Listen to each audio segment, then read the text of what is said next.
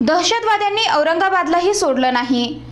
दहशतवाद्यांसोबत लढायचं असेल तर सर्वांनी एकत्र येऊन शपथ घेतली पाहिजे, असं वक्तव्य पालकमंत्री रामदास कदम यांनी प्रजासत्ताक दिनानिमित्त आयुक्तालयात आयोजित कार्यक्रमात व्यक्त केलं।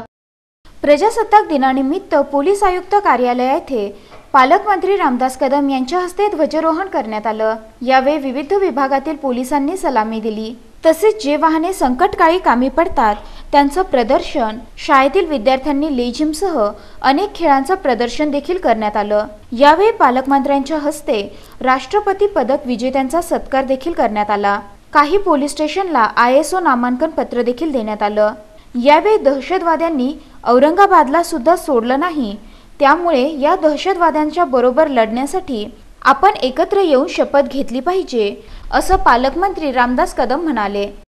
आज देखील आतंकवाद्यांचा सावट संबंध देशभर आपला महाराष्ट्रामध्ये संभाजीनगर जिल्ह्यात सुटला नाही। मग ते हैदराबाद असू दे, ती मुंबईचा असू दे, मग ते संभाजीनगर आहे, औरंगाबाद असू दे, आणि म्हणून आजच्या दिवशी आपण सगळ्यांनी एकत्र येऊन या भारत मातेचं रक्षण करण्याची शपथ घ्यायला हवी।